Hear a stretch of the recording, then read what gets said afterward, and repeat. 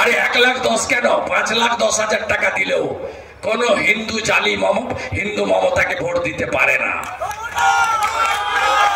500 বছর পরে যখন রাম মন্দির হচ্ছে, কে মিছিল বের করেছিল? অনেক অবিজেপি মুখ্যমন্ত্রী ছিলেন, হেমন্ত সোরেন ছিলেন, আরো অনেকে ছিলেন। কেউ মিছিল বের করেনি। নবীন বাবু মুখ্যমন্ত্রী ছিলেন, বাড়িতে টিভি চালিয়ে লাইভ করছিলেন, অযোধ্যার রাম মন্দির উদ্বোধন দেখছেন। ধর্মের সঙ্গে তো রাজনীতির সম্পর্ক নেই। আপনাদের সবাই ইমাম থাকে, ইমামদের দিয়ে বলান আপনারা। আমাদের সবাই কোনো পুরোহিত থাকে না। আর আপনি 22শে জানুয়ারি 2024 কলকাতার 5 স্ট্রিটে সংহতি যাত্রা করেছিলেন, রাম মন্দির মানি না, মানব না। আপনাকে হিন্দুরা স্বীকার করবে? আমরা যখন গঙ্গা যমুনা সরস্বতী ত্রিবেণী সঙ্গম প্রয়াগরাজে গিয়ে ডুবকি লাগালাম মহাকুম্ভে, আপনি বিধানসভায় দাঁড়িয়ে বললেন ওটা মৃত্যু কুম্ভ। 66 কোটি হিন্দু স্নান করেছে। আপনাকে প্রকৃত হিন্দুরা স্বীকার করবে? আপনি হিন্দু ধর্মকে গন্ধা ধর্ম বলবেন, স্বীকার করবে?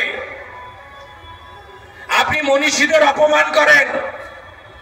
নেতাজি সুভাষচন্দ্র বসুর জন্মদিনে কলকাতার মেয়র রোডে, রেড রোডে দাঁড়িয়ে আপনি বলছেন 47-এ গান্ধীজি বেলেঘাটায় অনশন করছিলেন, রবীন্দ্রনাথ ঠাকুর এসেছিলেন ফলের রস খাওয়াতে।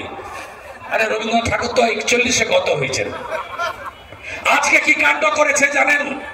ঝাড়গ্রামে নিজের গলায় একটা হলুদ রঙের গামছা ছিল, মানে উত্তরীয় বলুন যাই বলুন, একটা কাপড়। বিদ্যাসাগর মহোদয়ের মূর্তির সামনে দাঁড়িয়ে ওইটা খুলে পুলিশের হাতে দিয়ে দিয়েছে, বলছে পরাও।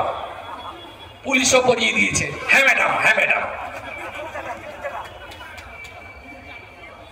হাওড়া পুলিশ কমিশনারেটের কমিশনার দীঘাতে পুরীর নকল করতে গেছে। ওটা মন্দির নয়, আমি দায়িত্ব নিয়ে বলছি। হিটকো বানিয়েছে, সরকার মন্দির করতে পারে না। কালচারাল সেন্টার, ভাস্কর্য, কাগজে লেখা আছে, টেন্ডারে লেখা আছে। কি লেখা আছে?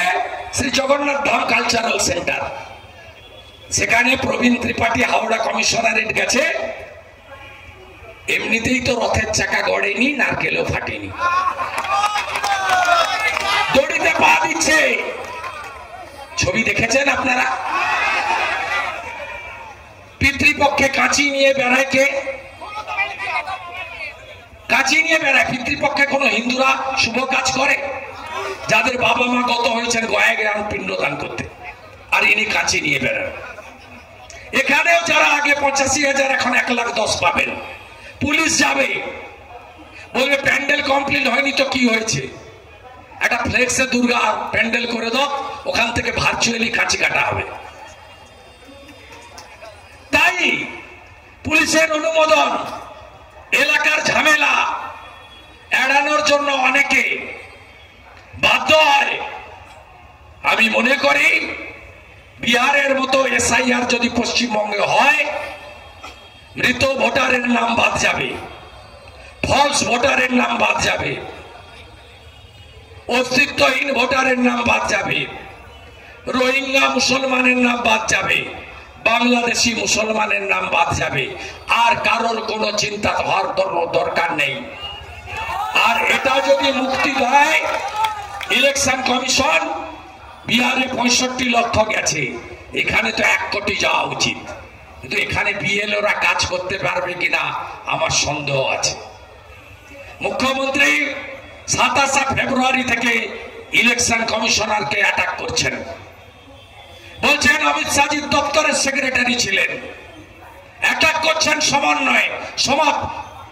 ক্রমান্বয়ে বলেছেন সাসপেন্ড করব না, এফআইআর করব না। যে রাজ্যের বিরোধী দলনেতা কোর্টের অনুমতি নিয়ে মাত্র 5টা এমএলএ কে নিয়ে এসপি কোচবিহারের কাছে যেতে গিয়ে প্রাণঘাতী হামলার সামনে পড়ে, সেই রাজ্যে সাধারণ মানুষের, বিরোধী দলের কর্মীদের নিরাপত্তা কতটুকু আপনারা জানেন। 21-এর নির্বাচনের পরে বারাসাতে কার্যালয় ভেঙেছে, একাধিক জায়গায় অত্যাচার হয়েছে।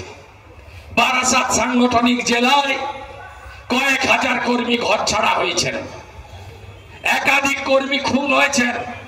সংখ্যালঘু কর্মী এই বারাসাত শহরে খুন হয়েছেন, মোহাম্মদ আলী খুন হয়েছেন। অনেক অত্যাচার আপনারা সহ্য করেছেন। আমি আপনাদের কাছে বলবো, আরিজ আফতাব নামক একটি আবর্জনা ছিল রাজ্যের ইলেকশন কমিশনার হয়ে, সিও হয়ে, ওইটা চলে যাওয়ার পরে অনেকটাই আবর্জনা মুক্ত হয়েছে পশ্চিমবঙ্গের সিও অফিসের। আমাদের বিশ্বাস, গণতন্ত্র রক্ষা করার এই লড়াইতে ইলেকশন কমিশন যথোপযুক্ত ব্যবস্থা নেবে এবং মমতার সঙ্গে কেউ নেই, আছে কিছু জেহাদি, কিছু তোলাবাজ, কিছু চোর আর পুলিশ। ইলেকশন কমিশনের দায়িত্ব এই রাজ্যের গণতন্ত্র প্রতিষ্ঠা করার, আর আমাদের ভারতীয় জনতা পার্টির প্রত্যেকটা কার্যকর্তার দায়িত্ব প্রত্যেকটা বুথকে সংগঠিত, মজবুত তৈরি করা, যাতে আগামী দিন জোর লড়াই আমরা এই অপশাসন থেকে মুক্তি ঘটিয়ে আমরা পশ্চিমবঙ্গে একটি নতুন সরকার নরেন্দ্র মোদীজির নেতৃত্বে করতে পারি, যে সরকার প্রতি হাতে কাজ, প্রতি পেটে ভাত, মাথায় ছাদ দেবে, টাটাকে ফিরিয়ে আনবে, আয়ুষ্মান ভারত চালু করবে, দিল্লির মতো, মহারাষ্ট্রের মতো, হরিয়ানার মতো, রাজস্থানের মতো, উড়িষ্যার মতো, ছত্তিশগড়ের মতো সংকল্প পত্রে দেওয়া প্রত্যেকটা প্রতিশ্রুতি অক্ষরে অক্ষরে 6 মাসের মধ্যে পূরণ করবে। তার নাম ভারতীয় জনতা পার্টি। সবাই ধীরে ধীরে বাড়ি ফেরুন। আমাদের এক কর্মী একটু আক্রান্ত হয়েছেন, আমি দেখলাম। আপনারা যান, আমি কর্মীদের সঙ্গে কথা বলে ব্যবস্থা নিয়ে যাব। গতকাল আমার উপরে যে হামলা করেছিল আমি সেটাও ছাড়িনি, আইনি প্রক্রিয়ায় লড়াই হবে। আপনারা সবাই ভালো থাকবেন। সভা চলতে চলতে প্রাক্তন সভাপতি তরুণকান্তি ঘোষ এবং আমাদের রাজ্য কমিটির মেম্বার অনুপম ভাই এবং অন্যান্য অনেক রাজ্য নেতা এসছে, আমি সকলকে ধন্যবাদ জানাচ্ছি, অভিনন্দন জানাচ্ছি। আমি তোর সঙ্গে আলাদা কথা বলে নিচ্ছি।